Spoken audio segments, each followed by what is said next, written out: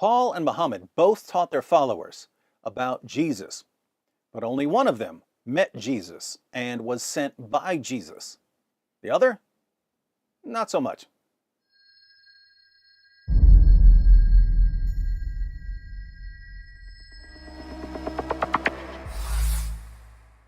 In 1 Corinthians 9:1, Paul writes, "Am I not free? Am I not an apostle? Have I not seen Jesus our Lord?"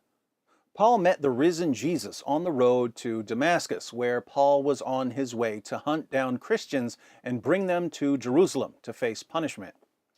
As he was riding, he saw a light that was brighter than the sun all around him. He fell to the ground and heard a voice say, "Saul, Saul, why do you persecute me?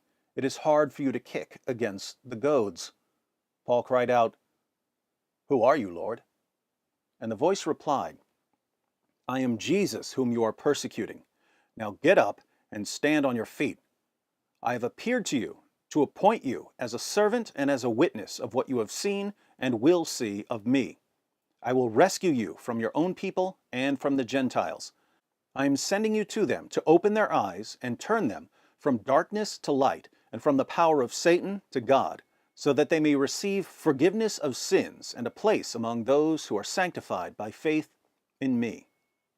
An apostle is one who is sent. Paul was sent by Jesus himself, hence we call him the Apostle Paul. But Jesus warned his followers to beware of people like Muhammad. In Matthew 7, Jesus said, "Beware of false prophets who come to you in sheep's clothing, but inwardly are ravenous wolves. You will know them by their fruits." No one in history fits this description of a false prophet more perfectly than Muhammad. Muhammad came to Jews and Christians and claimed to be their friends, sheep's clothing. But when he became powerful enough, he called for their violent subjugation, ravenous wolf. Jesus said that we can recognize false prophets by their fruits. Whether we look at Muhammad's life or the impact he's had on the world, Muhammad's fruits are not good. A 2014 study by the World Economic Forum concluded that 18 of the 20 worst countries in the world in terms of the gender gap between men and women were Muslim-majority countries. There have been more than 30,000 deadly Islamic terrorist attacks just since 9/11. Concerning human rights abuses, one of the most pro-Islamic news sites on the planet, the Huffington Post, writes, "Of the countries with a high risk of violations, Syria, Egypt, Libya, Mali, and Guinea-Bissau, feel free to look up the religious demographics of those countries, have seen the worst deterioration of their human rights situation.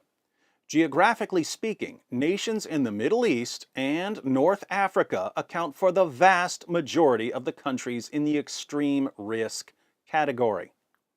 Nations in the Middle East and North Africa. Now, what could they possibly have in common?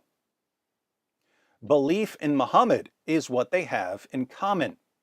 So, if we know false prophets by their fruits, as Jesus claimed, we know that Muhammad was a false prophet the same way we know that this is an orange tree.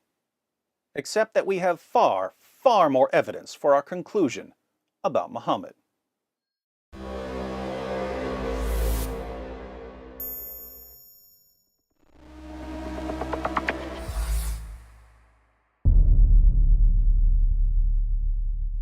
Hi everyone, thanks for watching. In case you stumbled upon this video while browsing or searching, I wanted to let you know that it's part of a series comparing Paul and Muhammad.